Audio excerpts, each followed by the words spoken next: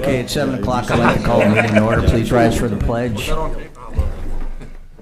Pledge allegiance to the flag of the United States of America and to the republic for which it stands, one nation under God, indivisible, with liberty and justice for all. All right, no need for roll call. Everybody's present tonight. Old business, approval of minutes. The regular meeting minutes of December 4th, 2025 were provided for review. So I need a motion to approve the regular meeting minutes of December 4th, 2025 as presented. So moved. Second. I have a motion and a second. Call the roll. Mr. Clemons, Yes. Mr. Brungard, Yes. Mr. Studnicka, Yes. Mr. Gardner, Yes. Mr. Kirby, Yes. Mr. Kowalewski, Yes. Mr. Garvey, Yes. Mr. Robinson. Yes. Motion passed. Audience participation. Is there anyone in the audience that would like to address the council on an item that is not on the agenda tonight? No takers? Presentations. Kevin Wemp from Gilmore and Bell is in attendance to update the council on the industrial revenue bonds. So Kevin, are you up? We got a briefing or anything, or are you just? Yeah, thanks, Mayor. Good evening. Can you hear me okay? Yeah. Okay. Yeah, good evening, Mayor, council members. I'm Kevin Wimpy with Gilmore and Bell, joined by my colleague Chanel Perez. We represent the city as your bond counsel. And so tonight we've got an applicant for industrial revenue bond financing for the project tonight, and a representative of the developers here tonight in case you have questions specific to the project. For us as your council, we'll provide a little bit of an overview on, IRB 101, we'll call it. What are IRBs, some of the structural items, and then land on procedural items tonight, which are your action items of holding a public hearing relating to the issuance of the IRBs and the related tax abatement that's requested, and then consideration of a resolution of intent relating to the IRBs. Feel free to interject at any time. We'll keep it to just a few minutes and then be happy to try to field any questions you might have. First on what are IRBs. So with few exceptions, IRBs are generally an incentive granting vehicle under Kansas law, and similar tools exist in Missouri and other states as well, so very common financing structure. And they're not really a financing mechanism to provide construction financing. You think of bonds or the city's general obligation bonds when the city's going to finance a new street or infrastructure project. You borrow money and pay it back over time, and you use those proceeds to construct your project. Well, with IRB financing, we structure these in most cases as buy your own bonds, where the developer purchases its own bond and finances its own project through traditional private means of equity, bank loan, and so forth. And again, the IRBs are just an incentive granting vehicle. There are two incentives available using IRBs. First is sales tax exemption on construction materials, and second is property tax abatement for a term of up to 10 years. So with sales tax exemption, that's obvious cash savings up front for the developer as they just forego paying sales tax on their construction materials and FF&E. As this group knows, most of those sales tax dollars would arrive at the state. They are the majority of the sales tax percentage at 6.5%. But then there's also county and city component there of the foregone sales tax. And then on the property tax abatement, state law limits that to 10 years. And that would be a pro rata abatement of all the taxing jurisdictions that levy property taxes on the site. Many jurisdictions impose a payment in lieu of tax or a pilot. So the IRBs take the property off the tax roll, and then a pilot is made at some percentage in some cases so that the taxing jurisdictions gain a little bit of tax revenue during the incentive period, but definitely not required. And there's one levy that is exempt or shielded from IRB tax abatement, and that's the school district capital outlay levy. That's a maximum of 8 mils under state law and is local. So valuable levy for the school district because all those dollars stay local. Eligibility of projects is very broad under IRB financing. It's used in all manner of projects of office, multifamily, industrial, warehouse, and so forth. So very broad application under the statute. Go into structure of how these bonds work for a moment. And I'll try to stay mostly out of the weeds, but again, we call these buy your own bonds. The developer is going to purchase its own bond in this case. And they're leasehold revenue bonds. So they're structured as a base lease leaseback. So the developer base leases the project to the city, and the city simultaneously would lease the project back to the developer. as state law contemplates that the governmental issuer of the bonds, the city, has a real estate interest in the project in order for the bonds to work. That second lease from the city back to the developer is the financing lease, and there's rental payments owed under that lease by the developer to the city. And then the city would redirect those to a bond trustee who would redirect those payments back to the bondholder, which I just mentioned is the company. So throughout the term of the bond, the company is essentially paying itself debt service. Again, just a vehicle for granting the incentive. Maybe the most important thing you'll hear me say about structure or setting up these bonds is that there's no repayment risk of the city for the bonds, so you're not pledging any of the city's full faith and credit or any payment obligation relating to the bonds. And there's no credit risk to the city here, as again, you're not on the hook for repayment here, so credit agencies generally disregard these. Finally, just a moment on procedure for tonight. We've duly called a public hearing. This is step one for the City Council of considering and issuing IRBs. In advance of that, there's published notice of a public hearing. It's been provided to the other taxing jurisdictions, the county and school district. And there's also been a cost-benefit analysis prepared by a third party to handle that evaluation of the project, all required by state law.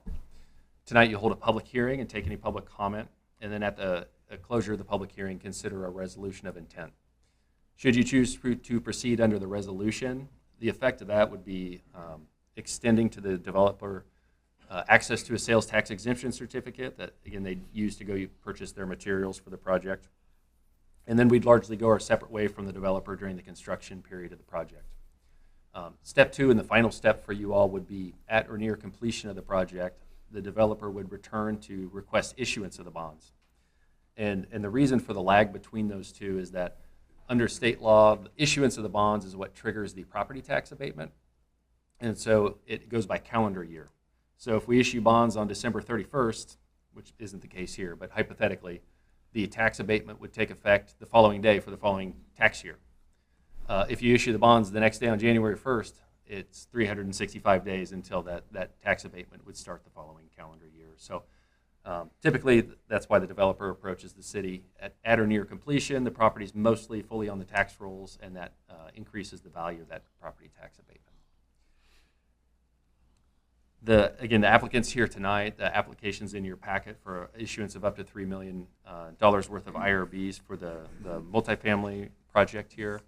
And if you have any questions about procedure, we're happy to handle them, or if you have some for the developer, I'd cede the floor to them. Okay.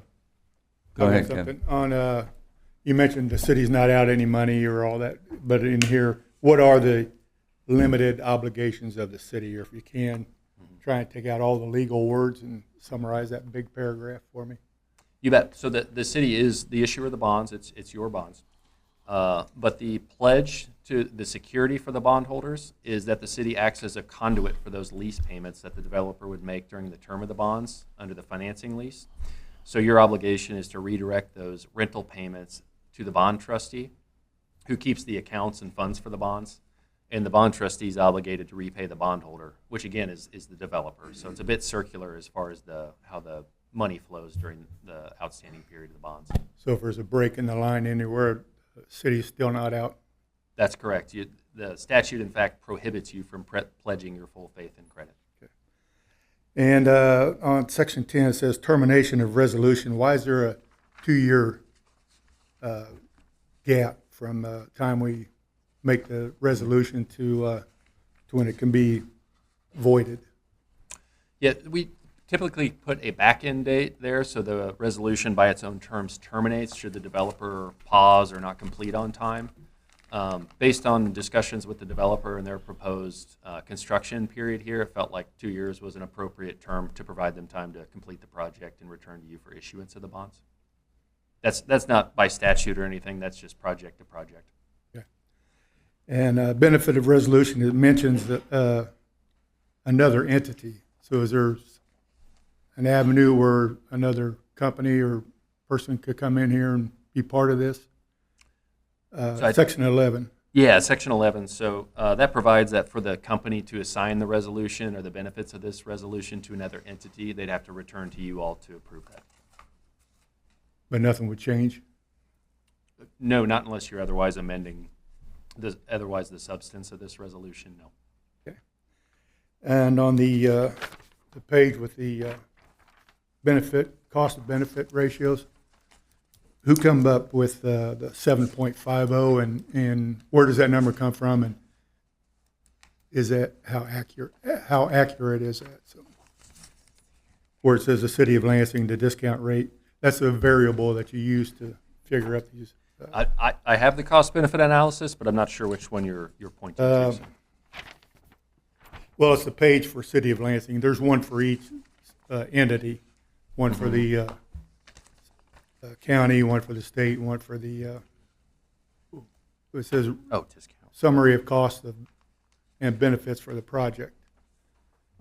At the discount rate, this has all the sales tax, property taxes, and all the variables that you calculate to where the actual benefits are 1.24 for Lansing and 1.18 for the net present value, which totals up to 2.36. Right. Where did the 7.50 come from? Who decides that? Well, the municipal consulting prepared this cost benefit analysis. You know, we're not financial advisors. We're attorneys, so we can help kind of guide you through this. But municipal consulting is the preparer of this CBA, and just for what it's worth, they do prepare many of these we work on in the state of Kansas. Okay. Well, the typical desired ratio is 1.3 to 1, and these numbers are higher than that. So I was just wondering how come how this ended up higher than what their desired ratio is. So Can I jump in here? For a yeah. second? Sure. So part of that is, that's, if you look at page number, I didn't print them all off. so those numbers of the desired rates, those are essentially go or no go, right? If you are at the number, okay, that's fine, but there's maybe a little bit more risk. If you're above the number, I believe, if I remember correctly, this is a win, and this is good for the city. If you're below the number, then you really need to consider whether or not you want to take the risk. That's why I'm asking, because when I watched a video on that cost for benefit ratio, the example that they had was 10%, it showed a positive cost benefit. At 11%, it showed a negative cost benefit. So you wouldn't approve that project or whatever. So that's why I was wanting to know who came up with 7.5, and is that really an accurate number? So Again, this was municipal consulting came up Yep. with 7.5 discount rate. On page 15 of the agenda, this report is prepared using a variety of assumptions regarding discount rate, inflation rate, and other economic variables. So 7.5 is a fairly standard number to use. We are taking an assumption there, along with the inflation rate. The inflation rate is 2, and unfortunately, we've all experienced a lot more than 2% inflation over the past couple of years. So, just a couple of basic numbers there used in general, these type of general economic development calculations. and there was one more about the somewhere mentioned these numbers came from they used the county average household income on some of these figures, and I was wondering why they used the county instead of Lansing, since it was going to be in Lansing. See if I can figure out where it was at. Some of that Oh. would be related to the fact that they were running numbers for the county as a whole as well. In terms of that, and that is an excellent question that I don't know. It's under the disclaimer page. The Some of the- paragraph underneath the, Got a page number? no.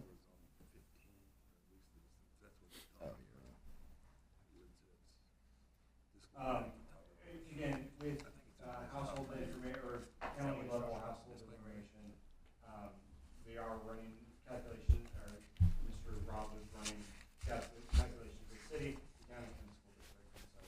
So that would be a part of the. That's why they use the county instead of the city. And I will not hang my hat on that, but Okay. I would assume that is a portion of it. there might be something some of the data sources that we routinely see on these are collected at the county level and not specific enough to go city by city, just based on the data source. So that could have something to do with it here, that data just wasn't available or wasn't quite as fresh at the city level versus county. Okay, so well, the only concern if that number would have an effect on the cost of benefit ratio as opposed to the city's numbers. So, but then, I've got 2023 from Leavenworth County and 2025 from Lansing. There's not a whole lot of difference in that average household income, so probably wouldn't have an effect on it, or a negative effect on it. So I was just wondering why they did the county instead of the city. Since Thanks, Josh. Anybody else have any questions for Josh or Kevin? No? Okay, thank you. Appreciate the brief, Kevin.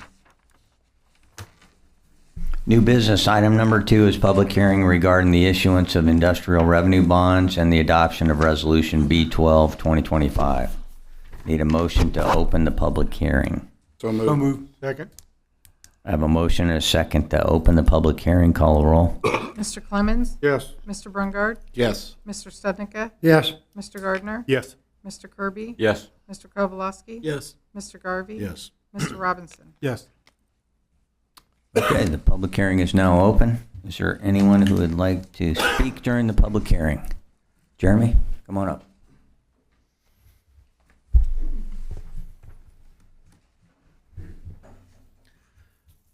Jeremy Greenmeyer, Greenmeyer Reynolds. Thanks for having me again.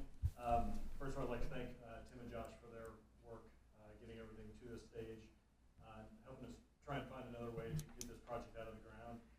Considering my past presentations about this development and the unanimous vote on the RHAD incentive, I'll assume that everyone is still in favor of a residential development at this location and understands the need for incentives to get the project completed. I do want to remind everyone that the existing phase 1, none of what we're talking about tonight is going to have any effect on that. That thing is currently constructed, paying full property taxes, currently generating about $41,400 in property taxes for the whole county. Lansing's share is about $12,500 every year just as it sits. The construction, the tenants, the rents is going to be the exact same. Hopefully we get a little bit of a rent bump between today and a year and a half from now. Really, I'm just here to answer any questions that you have. Okay. Anybody got questions for Jeremy? Kevin? Will you be using like local contractors Yeah, like you did with the? pretty much everything was the same as my other presentation. Yeah. We've almost always used local contractors for the vast majority of it. Obviously, materials come from wherever they come from. Mhm. As far as the people doing the work, we pick as many local ones as we can. I noticed when you were building the first phase that there were a lot of local companies Yeah. hanging out in the parking lot doing the work. Well, at this point, after this year's 60th anniversary, we've had a lot of local contacts we've been doing work with. That's good. This is smaller than what you proposed for the RHID, right? That's correct. Thank you for mentioning that. Yeah, it's the original proposal for RHID was 21 units. This is downsizing it to 14 units. The thought process was twofold. One was to just try and get the overall cost down, and there was some conversation that maybe a smaller ask from the city council would be maybe something easier to consider. Thank you. But as far as the what's being built, if you drive by what's there, it's the exact same. We're using the same floor plan, the same materials. It's really going to look like it's done one cohesive project. Perfect. Thank you. All right, anybody else got anything for Jeremy? All right, thanks, Jeremy. Anybody else like to speak on this topic during the open hearing? Okay, no more public comment. So I need a motion to close the public hearing. So moved. Second. Have a motion and a second to close the public hearing. Call a roll. Mr. Clemons? Yes. Mr. Brungard? Yes. Mr. Studnicka? Yes. Mr. Gardner? Yes. Mr. Kirby? Yes. Mr. Kowalski? Yes. Mr. Garvey? Yes. Mr. Robinson? Yes. Okay, the public hearing's closed. Just information on the resolution. Greenemeyer Reynolds, Inc. has submitted an application requesting the City Council adopt a resolution of intent to issue industrial revenue bonds in principal amount not to exceed $3 million to finance the acquisition, construction, and equipping of 14-unit townhome development located generally north of Fairlane Street and Santa Fe Drive in Lansing.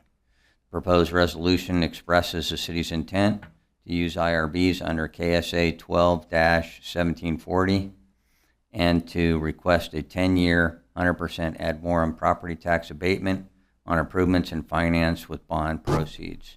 Adoption of this resolution does not obligate the city to issue bonds, but allows the project to proceed to the next stage of review and documentation. So I need a motion to approve Resolution B12 2025, a resolution of intent to issue industrial revenue bonds in the amount not to exceed $3 million for the Fairlane Townhomes project and request a 10-year ad valorem property tax abatement subject to future approvals and execution of final bond and abatement documents. So move. Second. I have a motion and a second. Any discussion on this? I think we've discussed it a lot. So call a roll. Mr. Clemons, Yes. Mr. Brungard, Yes. Mr. Studnicka, Yes. Mr. Gardner, Yes. Mr. Kirby, Yes. Mr. Kowalski, Yes. Mr. Garvey, Yes. Mr. Robinson. Yes. Motion passed. Item number 3 is public hearing on and consideration of the proposed amended 2025 budget. So I need a motion to open the public hearing. So move. Second. Second. I have a motion and a second to open the public hearing. Call a roll. Mr. Clemons, Yes. Mr. Brungard, Yes. Mr. Studnicka, Yes. Mr. Gardner, Yes. Mr. Kirby, Yes. Mr. Kowalski, Yes. Mr. Garvey, Yes. Mr. Robinson. Yes. Okay, the public hearing is now open. Is there anybody who would like to discuss anything on the budget? Beth, are you going to give us a little brief on what's going on this first? This is just an amendment. We had a rate increase with our contractor for solid waste, and this requires that budget to budget authority. Okay. Doesn't change the mill levy or anything like that? We're just fixing the books to match? This is an enterprise fund, so it's purely funded by. Okay. All right, anybody have questions for Beth? All right, anybody else in the public would like to comment on this budget amendment? See no takers? So I need a motion to close the public hearing on the budget So moved. amendment. Second. I have a motion and a second. Call a roll. Mr. Clemons, Yes. Mr. Brungard, Yes. Mr. Studnicka, Yes. Mr. Gardner, Yes. Mr. Kirby, Yes. Mr. Kowalski, Yes. Mr. Garvey, Yes. Mr. Robinson. Yes. All right, public hearing is now closed, so I need a motion to approve the amended 2025 budget. So moved. Second. I have a motion and a second. Call a roll. Hang on, I'm sorry. Who was first and who was second? Come on, keep up. Give it to Dawn. First? Yes. Thank you. Ron was first. Second? Okay, thank you. We should let Don and Dan do the rest of the night. Okay. Yeah, just make it Don and Dan for the. We played up for everything you're leaving. All right, we have a motion and a second. Call a roll. Mr. Clemons, Yes. Mr. Brungard, Yes. Mr. Studnicka, Yes. Mr. Gardner, Yes. Mr. Kirby, Yes. Mr. Kowalski, Yes. Mr. Garvey, Yes. Mr. Robinson. Yes. Okay, motion passed. Project 2025-08 Robin Lane Culvert Replacement. The city solicited bids for the Robin Road Culvert Replacement and received 5 bids. The low bid was Lina Weaver Construction at $70,725 with a $3,125 alternate. So we need a motion to accept the base bid and alternate bid with unit prices as presented and award project 2025-08 Robin Road Culvert Replacement to Lina Weaver Construction, Inc. for a total of $81,235 with a 10% project contingency. So moved. Second. I have a motion and a second. Any discussion? This one has been a long time coming, by the way. 2007 is the earliest documentation that we I remember it well. Yeah. I've been Okay. in that culvert, Yes. crawled under the road. I think most Never people could on the understand council why it was remember so this. difficult to get done. Long overdue. What's Finally. included in the alternate, Mike?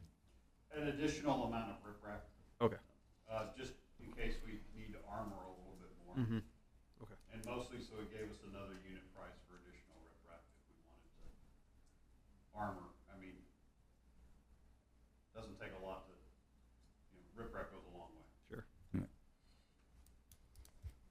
Okay, any more questions for Mike? All right, thanks, Mike. Have a motion and a second.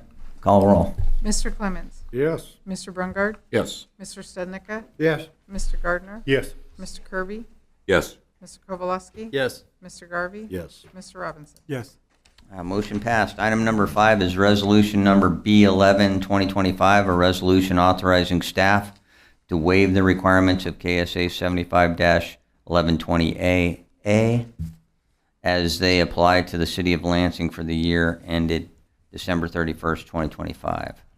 The resolution must be passed annually to exempt the city from complying with the General Accepted Accounting Principles, GAAP.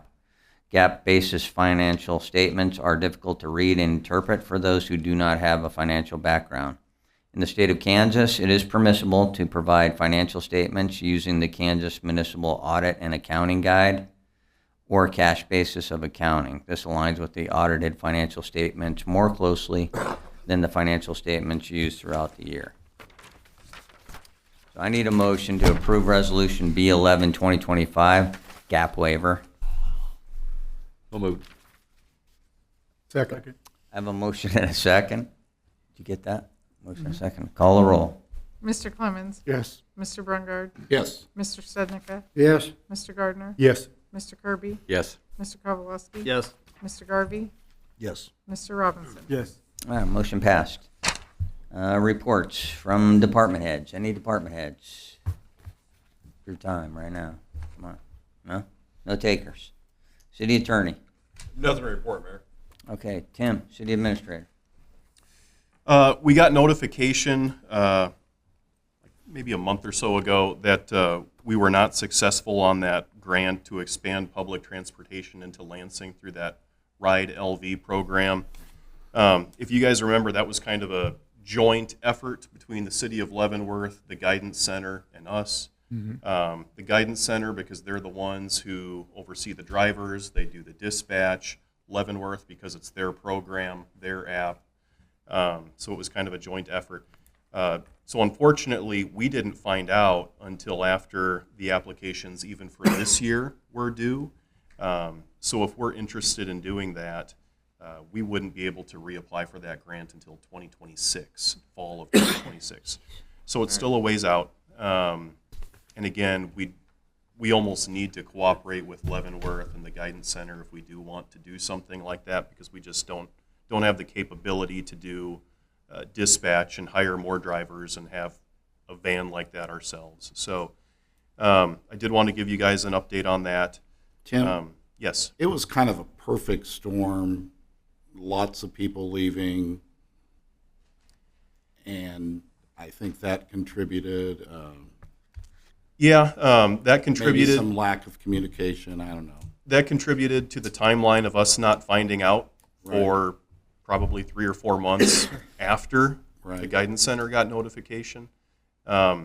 Thinking back to some of the meetings I was in the summer of 2024, Leavenworth has changed their city manager. They changed their planning director. They were in all of those meetings. The Guidance Center has a new grant writer. She's the woman who was helping us out is no longer there. Their finance director is no longer there. Their CEO is no longer there.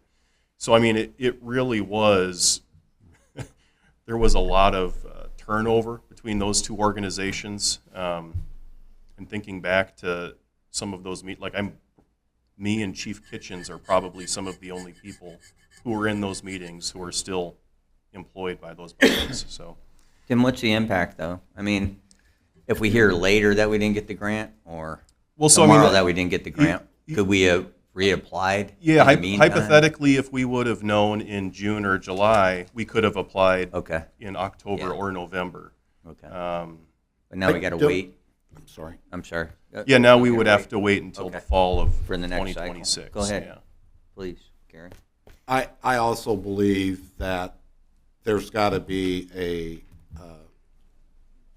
if the word is delineation of that, although we're working together, it is separate. Yeah. And we're not using Leavenworth money. And I don't know how you do that. Yeah. But I had some conversations with Tim on this and Yeah. given it a lot of thought.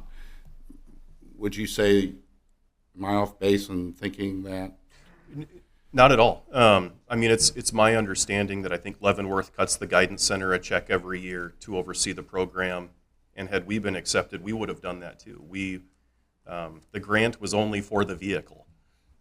We would have been cutting them a check for a driver and maintenance and things Right. like that. So, But the people pay for the ride. yes, but that doesn't cover the I know, costs. but it's they do. $2 or They, $3. Isn't Yeah, it? but there's still something coming in. Yeah. yeah, but That's not what I mean when I said that. I'm Yeah. talking when they actually write the grant, within that grant, it needs to be made clear Yeah. that although we are working with Leavenworth, yeah, separate. this is really applies to only the city of Lansing. Yeah. So if they have money, in the account, in that line Yeah, item. we can't just roll over and Right. Yeah, you're right, and So- I don't know if that's I don't know how you do that Yeah. or if it's even possible, but yeah. the other thing that was pretty aggravating with this, a lot of time with grants, my experience has been they will contact you if there's something they don't understand Yeah. or they let you correct something, there was so many, again, I just almost call it a perfect storm, and it's a real shame. Yeah, I mean, the woman who was the grant writer for the Guidance Center no longer works there. And so if KDOT would have had any questions, I don't Sure. know if Who would they contact? I don't know who they would have contacted because they And didn't. if I'd be you, Tim, I would be very frustrated because I got to thinking about that. All the email meetings, all the things that you did, and then to not be notified and Yeah, I definitely kinda would have had to ask rather. them. I definitely would have rather known this summer. Yeah. Hey, it wasn't successful, and this is why. Rather than, we kind of had to poke and pry just to find out we weren't approved. So that was disappointing. But again, we can reapply for that in the fall if you guys want. And just off the top of my head, I'm trying to recall. I mean, again, there would be annual costs for the city, annual operations costs for the city. That grant, it's a one-time grant for the vehicle. So, just off the top of my head, I want to say it was $40,000 or $50,000 a year for the maintenance, the driver, and things like that. So, 41,000. yeah, is it? Yeah, somewhere in that range. Yeah. So anyway, we can look at applying for that in the fall if we're still interested in that. But I did And if want we to were to get the grant, we'd have to order the van, which would be a process too, right? Yeah, and that was kind of another thing they said. Even if we apply next fall, those things aren't ready instantaneously. It takes months, and then It's about 6 months, isn't it? something like that. And then one of the things that came up in those discussions in the summer of 2024 was I think Leavenworth's current fleet is 2 regular buses and then 1 with a ramp.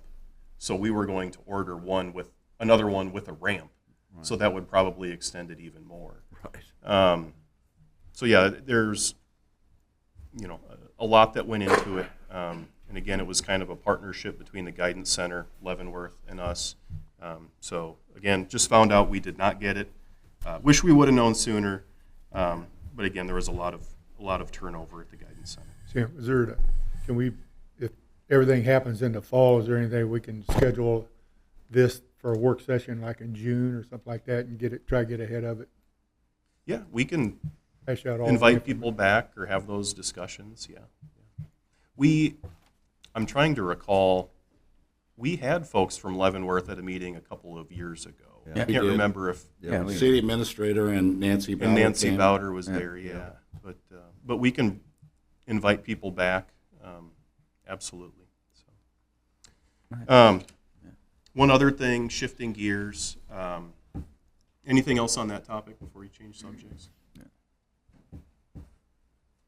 At the last city council meeting, we talked about the Historical Society, and they submitted a request for $25,000 in guest tax. Some of the feedback from the council was, rather than getting a request every year, and some years it's this, some years it's this, try to have a consistent funding formula so everyone knows what that number will be, at least for the next few years. So I kind of created a quick PowerPoint with some current numbers and some ideas or options. So if we can go to the next slide. The transient guest tax generated $91,590 in 2025. In Lansing, that is 7% at all of our lodging facilities. And one quick sidebar on that, I will say I think a lot of cities in the Kansas City metro are raising that just for 1 year with all of the World Cup people coming. Gougers. So, I mean, I'll let you guys think about that a little bit and chew on that. But I think there are cities that do 8%, and I know there are cities that are temporarily raising it 1%. But again, that only applies to people lodging, so it doesn't apply to our taxpayers or anything like that. Funds are dispersed to the city quarterly by the state. We're expecting a pretty substantial revenue jump in 2026 with the World Cup. This fund will ebb and flow quite a bit. It was down quite a bit last year, as you guys recall, because the Spark Hotel was closed for renovations for quite a while. 5 years ago, when one of the hotels in town housed a lot of people with coronavirus, that fund generated $200,000 a year. So there's kind of an ebb and flow in that fund. I would imagine next year we'll be closer to that 200,000 figure. But that's kind of an overview of the revenue for that fund. As of earlier this week, we spent $144,000 out of that fund. That number's a little bit deceptive because we paid for fireworks in advance to lock in a better rate. So that number is skewed a little bit. We utilized reserves to pay for those fireworks. In a normal year, the expenses would be a little bit closer to $100,000. But again, it can be used for tourism, promotion of Lansing. I was telling Mayor earlier today, I was reading that some really large cities with hundreds of hotels, they issue multi-million-dollar bonds, and they can pay back the bonds through transient guest tax because they get millions of dollars in transient guest taxes, the Wichitas and Overland Parks of the world. So again, if we're getting 91,000, so we won't be issuing any bonds or anything like that. But just an example. And then if we can go to the next slide, and this is just me spitballing. I'm open to whatever the council wants to do, or if the council doesn't want to do either of these things. But one idea was a flat 10% of the revenue generated by transient guest tax would go to the Historical Society. So think of it in terms of when our hotels do better, the disbursement increases. And if our hotels aren't doing as well, the disbursement would decrease. For this year, that would allocate $9,159 to the Historical Society, potentially more in 2026. But you know, their request was for 25 this year. That formula would generate $9,159 to them. Another option that I was thinking was revenues less expenses. And I kind of rounded down the expenses a little bit because, again, the expenses were artificially inflated because of fireworks. But if the total fund has $112,000, and that's with the guest tax, but also we get like fees and stuff for Fall Fest and fireworks. We get interest on money we're not using. So with all of that stuff, the revenue is about $112,000. And if you remove 100,000 in expenses, that would be a disbursement to the Historical Society of around $12,705. Again, those are just two ideas and options for you guys to chew on. I think leadership from the Historical Society was encouraging me to encourage you guys to. Well, they would like a decision made I sooner rather than later. Yeah, I think they would like a decision made So that sooner they know rather what than they- later. What they got coming up. I'm in favor of the 10% of the revenue. Yep, me too. And like I say, as it ebbs and flows, it goes up, it goes up. I don't like the fixed amount. Because if there's a dip in that for some reason and we tell them you're going to get X amount of dollars, could not be beneficial to the city and the programs that we provide and the programs that the citizens of Lansing have come to expect and enjoy. Yep. And it also ties, the tourism to them building up their own fund, in a sense.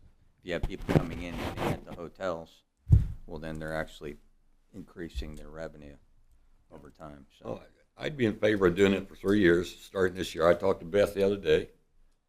She's got her last check for the year, so this is a good time for her to write the check.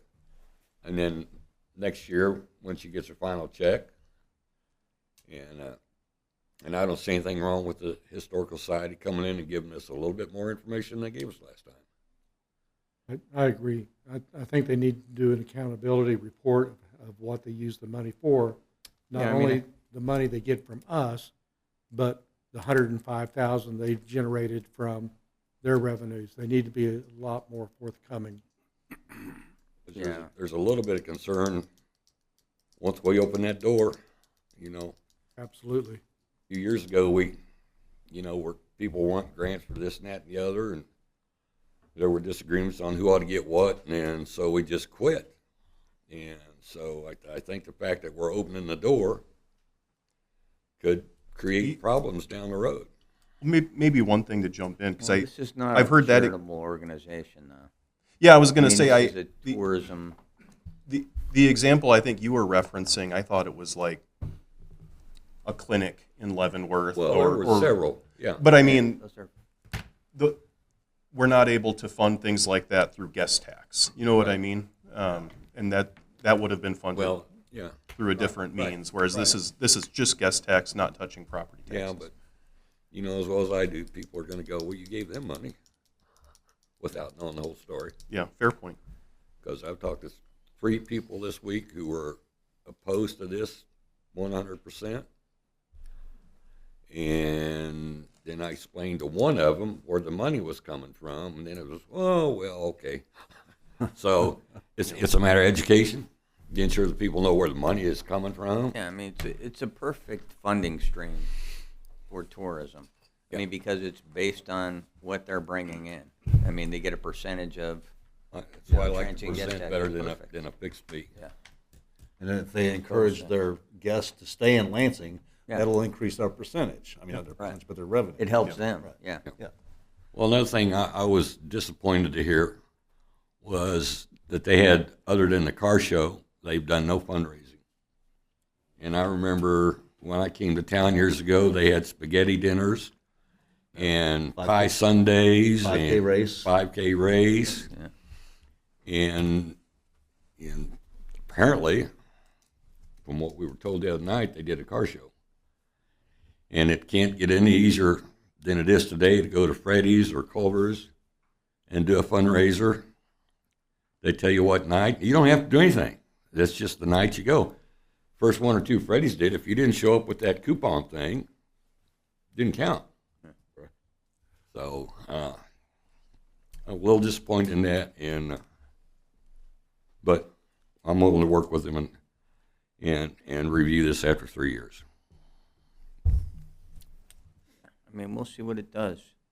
Next year they might be like, it might be 25K. Well, that's fine. And then be like rejoicing.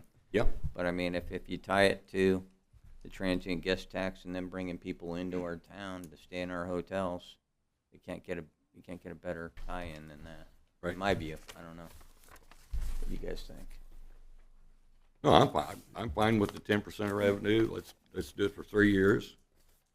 And with a little expectation of a better presentation next year. Yeah, with better numbers and ROI. Yeah. Yeah. Right. I would agree with that. I don't know if we can vote on that tonight or if we gotta wait No. or what. I think you guys could make a motion or vote on it. I think that's okay. Make a motion Make a that motion. you're approving 10% of the transient guest tax revenue. I think Do you want? I'll make it. Okay. I'll make a motion that we do 10% of the revenue generated by transient guest tax payable at the end of the year after the city has received their final check for the year. And after 3 years, we'll do a review, see where we stand. I think that's all I need. I'll second And Who? Yeah, total revenue generated, just from that tax. I said transient guest tax. Yeah, transient guest tax. Gene, Do the historical. are you going to add that To the they owe us okay, to the accountability? Historical Society. I'm sorry? They owe us accountability? Yes. So I have a motion. I don't think I got a second on I got a second. the 10%. Okay. Kevin, So I have a motion and a second. Any other discussion on this one? Call a roll. Mr. Clemons, Yes. Mr. Brungard, Yes. Mr. Studnicka, Yes. Mr. Gardner, Yes. Mr. Kirby, Yes. Mr. Kowalski, Yes. Mr. Garvey, Yes. Mr. Robinson. Yes. Okay, motion passed. Tim, do you have anything else? Yeah, just really quick again, we talked about all of the money we've put into that 2014 Dodge Journey, so we're looking at getting that replaced soon. We'll try to have bids for that to you guys soon. And then also, I think if you guys see a 2006 Dodge Caravan driving around town, I think that might be on its last legs too.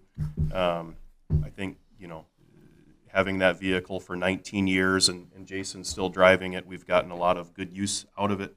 But I think that one's kind of on its last legs too. So if anyone's in the market for a 2006 Dodge Grand Caravan, Piece of junk. we Hey.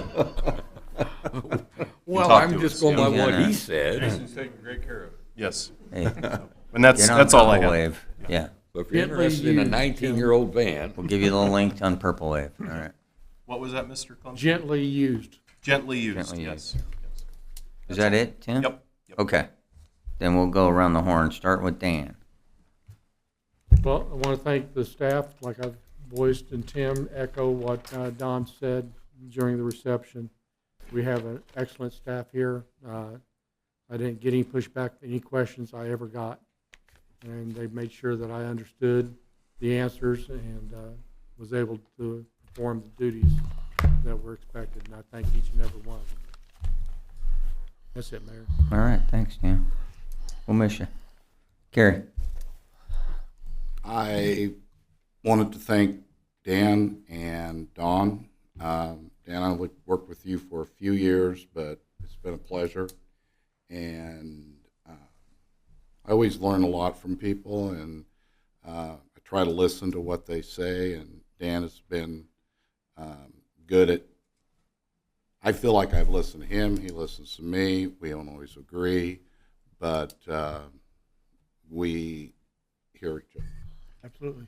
So I thought that was really important what he said during his remarks at the gathering before our meeting. So thank you.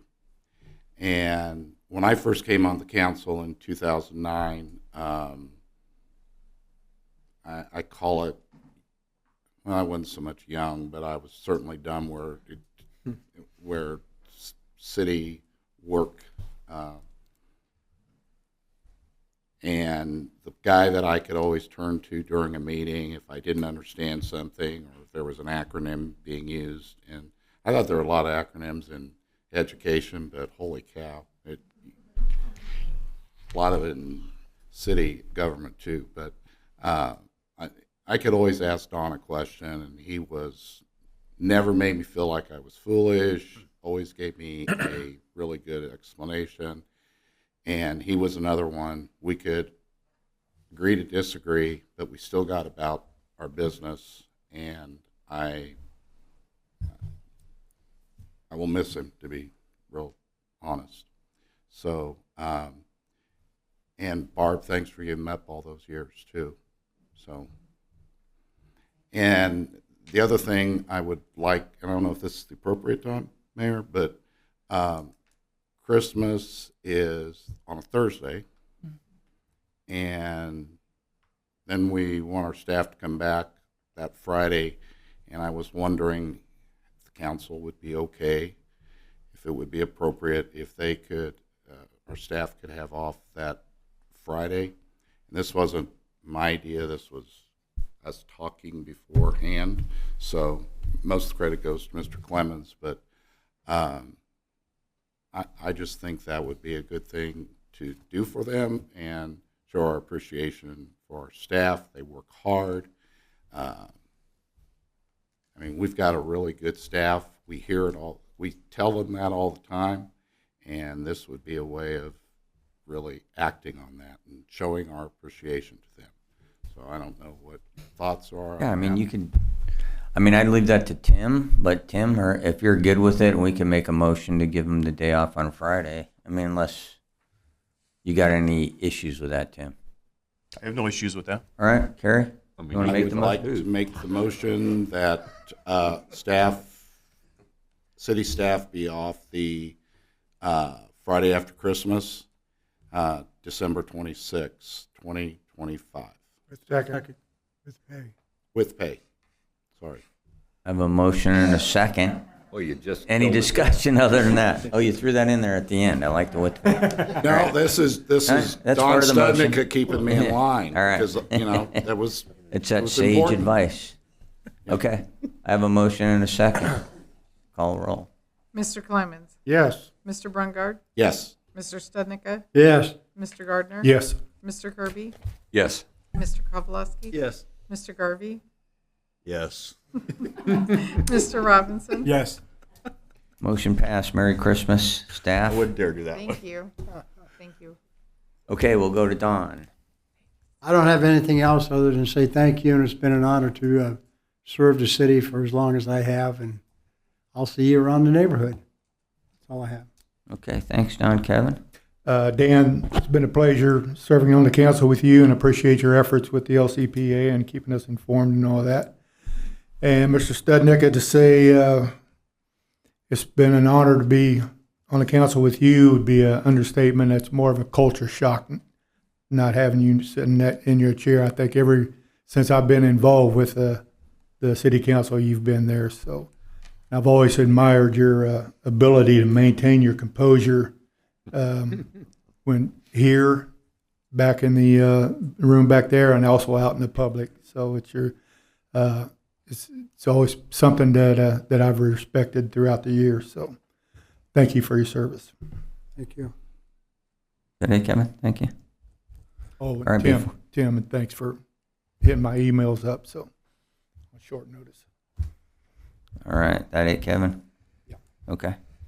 Yeah, before we get to Gene, prior to the meeting tonight, we did have a little ceremony for both Dan and Don. Dan, who gave 4 years, and as we talked about during the little ceremony, did a great job on LCDC. Has been a great council member, asked really good questions. We're going to miss him. Don, who's kind of the plank holder on the governing body, 28 years. Really, really, really appreciate all you've done for the city, Don, over that time. Thank you, Mayor. And much like Carrie, I used to sit just where Dan used to sit. Got a lot of sage advice from Don Studnicka, so I really appreciate you two, gents, and we're going to miss you. So with that, I'll go to Gene. Yeah, kind of along the same lines with Don and Dan. Dan and I, over the last few years, did, I don't know, committee work or whatever, working groups with the fire department, seeing that thing come to fruition. Town center, we did some work on that, and it was always good working with him. He's a guy who can kind of think ahead a little bit, and I appreciate that. And I ran into a guy at Home Depot one time who used to be involved in county politics. And if I had known I'd pulled up next to him, I'd have kept on driving. Just the way it was with him.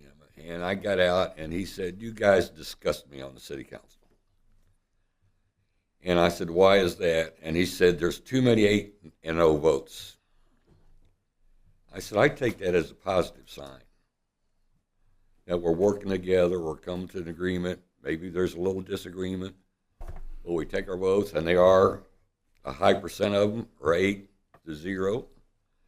And I took that as a positive sign that we're only dealing with what we are in charge of dealing with. And that's the city of Lansing and the citizens of Lansing. And so it's, for me, I mean, if you want to get an idea what is ridiculous, watch the county meeting from yesterday. And the clown show that I told Tim, I said, man, if we ever look like that, we ought to all be shown the door. So I appreciate those two guys. They've been here. Don, forever. You got your record, I think, is safe. And it was a pleasure to personally work with Dan on some of the issues that we did. And it's our new public information officer's birthday today. Oh. I've always been told you shouldn't I've always been told you shouldn't ask a lady how old she is, so I won't ask you how old you are. And Merry Christmas, everybody. Oh, we only have to go to 2037 to break Don's record, so I think we still got a shot. Your wife's Jake. not going, please. Jake might have a shot. Yeah, Jake might have a shot. Go ahead, Jake. we'll see. We'll see about that. Yeah, Dan, Don, it's been a pleasure serving with you two. Appreciate the guidance and the conversations that we've had. And I hope everybody has a happy holiday and a Merry Christmas. Thanks, Jake. Jesse. Same, Dan and Don, both honor serving with you guys. We appreciate your service to the residents of Lansing and all the decisions you've made to improve our city. So thank you for that. I'd also like to wish all our residents and all of our staff a very Merry Christmas and enjoy the time with your family and friends. That's all I've got. All right, thanks, Jesse. Pete? Dan and Don, just wanted to say thank you for your service. You guys have a tremendous legacy. It's going to be a heavy lift moving forward without you guys, and we just appreciate everything you've done. I'm thankful that the staff will be able to take Christmas and the day after. It's well deserved. You guys do a tremendous job. You can see how this meeting goes. I think one of the reasons we're 8-0 is because the staff makes us prepared when we come up here, and it's an honor to serve. As we wrap up the year, we've had a lot of accomplishments this past year. I think as a council, we've worked well together, and we've made some significant improvements to Lansing, and I know that many of the Lansing residents look at us and they're thankful for everything we do. So I would also like to wish everybody a Merry Christmas.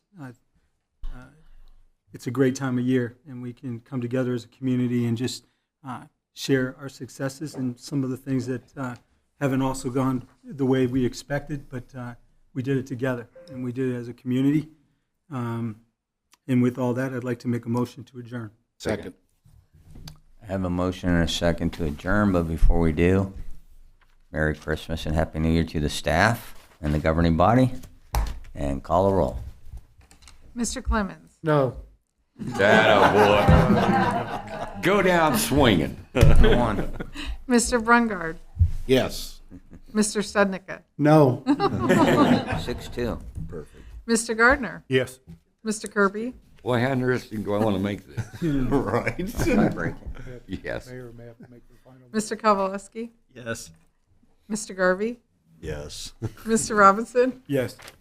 Okay, we are adjourned. Thank you.